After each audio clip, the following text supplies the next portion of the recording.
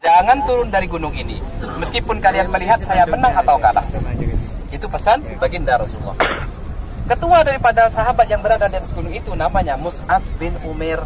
Beliau pemegang bendera berada di atas puncak sahabat, puncak gunung ini. Oke, ketika serangan pertama tiba, dipimpin oleh Khalid bin Walid, mereka berkuda, maka baginda Rasulullah memerintahkan mereka untuk melancarkan panahnya. Langsung di waktu itu juga Khalid bin Walid kabur. Namun kita ingat kembali, Khalid bin Walid adalah panglima perang yang sangat cerdik. Dia bukan kabur asal kabur. Jadi ketika dia kabur dengan para sahabatnya, para sahabat orang kafir ini, mereka meninggalkan harta benda di bawah.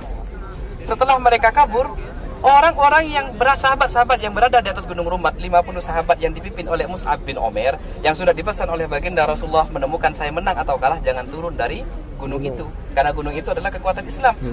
Namun 49 sahabat turun untuk mengamankan harta benda yang mereka tinggalkan, mengamankan harta benda orang kafir ini yang mereka tinggalkan. Untuk apa? Bukan untuk dimakan diri sendiri, bukan, tapi untuk dikumpulkan sebagai harta benda Islam, nanti akan dibagi-bagikan kepada para sahabat. Ya, sahabat tidak salahkah? Setelah itu para jemaah, ketika para sahabat ini turun, Mus'ab bin Umair berteriak dari atas, "Wahai para sahabat, ingatlah pesan baginda Rasulullah, jangan turun dari gunung ini." Tetaplah turun para sahabat.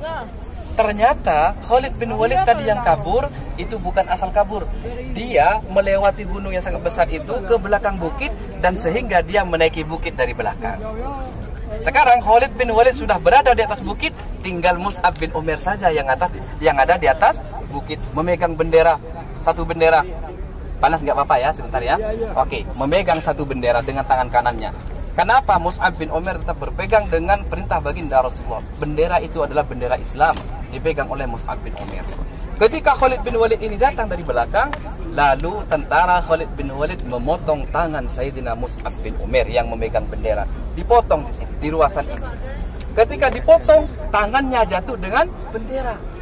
Apa yang dilakukan oleh Mus'ab bin Umair? Apa seandainya ketika kita menjahit baju dengan jarum, lalu jarum tertusuk kepada apa, kulit kita? Siapa yang gak akan kita katakan? Setan, jin, iblis, semuanya kita katakan. Namun sekarang Mus'ab bin Umair jatuh tangannya, dipotong tangannya hidup-hidup, jatuh bendera. Apa yang dilakukan oleh Mus'ab bin Umair? Mengambil bendera tadi dengan tangan yang sebelah kiri, diangkat lagi oleh Mus'ab bin Umair. Allahu Akbar. Setelah diangkat lagi oleh Mus'ab bin Umair, ternyata orang kafir belum puas, dipotong lagi tangan sebelah kiri, jatuhlah bendera itu tadi. Sekarang Mus'ab bin Umair hanya mempunyai dua lengan tanpa dua tangan. Tangannya sudah berada di bawah semuanya, darah sudah mengalir begitu derasnya. Apa yang dilakukan oleh Mus'ab bin Umair? Bukan menyerah, tidak. Tapi Mus'ab bin Umair lagi-lagi mengambil bendera tadi dengan lengan yang tersisa. Allah, betapa sakitnya. Sakitnya Mus'ab bin Umair itu seperti apa sekarang? Gak tahu. Diambil lengan bendera tadi, diangkat oleh Mus'ab bin Umair. Allahu Akbar. Orang kafir yang ada di belakang belum puas, ditombak Mus'ab bin Umair dari belakang, jatuhlah Mus'ab bin Umair di atas bendera tadi, di atas gunung. Karena Mus'ab bin Umair adalah sahabat yang mukanya, wajahnya hampir sama dengan baginda Rasulullah, orang kafir hore-hore. Hore, Muhammad sudah mati, Muhammad sudah kalah, Muhammad sudah mati, kata mereka. Di waktu yang bersamaan, baginda Rasulullah didekati oleh Ubay bin Khalaf. Dia adalah seorang munafik, datang kepada baginda Rasulullah seakan-akan dia orang yang baik. Namun akhirnya dia memukul baginda Rasulullah pas di kepala baginda Rasulullah, sampai akhirnya Rasulullah terjatuh dan darah yang mengucur dari kepala baginda Rasulullah sangat banyak sekali, sehingga baginda Rasulullah tidak fokus. Kita kalau kehabisan darah, maka kita ini pening, gak bisa berdiri.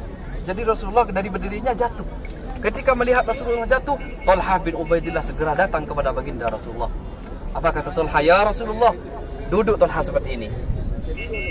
Ya Rasulullah, naik ke punggungku ya Rasulullah, ingin sangat genting. Pikiran Talha ini memikir orang kafir sedang berbahagia di sana sebab mereka mengira Mus'ab bin Umair adalah Rasulullah. Namun mereka tidak tahu Rasulullah masih ada di situ. Maka di waktu itu Talha bin Ubaidillah ingin mengamankan baginda Rasulullah sebelum mereka sadar yang dibunuh adalah bukan baginda Rasulullah. Lalu kata Talha, naiklah ya Rasulullah ke punggungku. Naik ya Rasulullah. Apa kata baginda Rasulullah para jemaah? Rasulullah berdiri. Jangan Talha, saya masih sehat, ayo kita jalan. Ketika Rasulullah berdiri, darah sudah banyak, jatuh lagi baginda Rasulullah. Sambil menangis Tolha kepada baginda Rasulullah, memohon kepada Rasulullah, ya Rasulullah, naiklah ke punggungku ya Rasulullah, akan saya amankan engkau ya Rasulullah. Berdiri lagi Rasulullah, jangan Tolha, saya masih siap, saya masih sehat. Jatuh lagi Rasulullah. Dan ketiga Tolha memaksa baginda Rasulullah, diangkat oleh Tolha ke punggung Tolha, Rasulullah diangkat ke punggungnya, lalu dibawa lari oleh Tolha bin Ubaidillah. Rasulullah diangkat, dibawa lari oleh Tolha bin Ubaidillah ke salah satu gua. Guanya di sini. Di antara dua perpisahan ini ada gua di sana. Saya sudah sampai ke guanya. Saya sudah melihat dengan mata kepala saya sendiri. Oke. Ketika Tolha bin Ubaidillah sampai ke gua itu, Rasulullah dimasukkan oleh Tolha bin Ubaidillah. Rasulullah sudah yang berlumuran darah, dimasukkan oleh Tolha bin Ubaidillah ke dalam gua. Dalam gua itu ada batu yang sangat besar. Namun para jemaah yang dirahmati Allah Subhanahu wa taala, batu yang sangat keras di waktu itu, batu itu melembut. Karena apa? Karena dia mau ditiduri oleh baginda Rasulullah. Batu itu ikut sedih. Rasulullah sudah berlumuran darah. Dimasukkan oleh Tolha bin Ubaidillah ke dalam gua kecil tadi. Setelah masuk ke dalam gua kecil, ternyata orang kafir, mereka curiga yang dibunuh bukan baginda Rasulullah. Lalu mereka mengarah kepada orang-orang Islam yang lain. Kenapa orang Islam tidak datang ke sini? Padahal yang dibunuh Muhammad. Itulah kecurigaan mereka. Maka dicari, akhirnya ditemukan Tolha bin Ubaidillah. Yang mana Tolha bin Ubaidillah ini disebut sebagai Uqurul Uhud. Apa Uqurul Uhud? Burung elangnya gunung Uhud. Karena dapat membawa baginda Rasulullah dan mengamankan baginda Rasulullah SAW. Para jemaah, ketika Rasulullah diketahui di situasi itu, Rasulullah diketahui oleh orang kafir, di mana Rasulullah diamankan oleh Tolha bin Ubaidillah, maka orang kafir melancarkan panahnya menuju ke Rasulullah yang dimasukkan ke gua tadi. Lalu apa yang dilakukan Tolha? Apakah Tolha membiarkan anak panah menancap kepada badan baginda Rasulullah? Tidak. Tolha bin Ubaidillah dengan tanpa senjata, Tolha bin Ubaidillah berdiri di depan baginda Rasulullah. Semua anak panah yang datang, Tolha bin Ubaidillah menghadang anak panah itu dengan tangan sebelah kanan. Semua ditahan dengan tangan manusia ini, tangan manusia. Karena setelah banyak anak panah yang ditangkap oleh Tolha, tangan pun sudah habis, tangan sebelah kiri. Sambil berteriak Tolha kepada para sahabat yang lain, wahai para sahabat, ini sangat genting, datanglah ke sini cepat. Rasulullah ada di belakang saya. Para sahabat semuanya berlari-lari untuk datang kepada Rasulullah untuk membantu Tolha.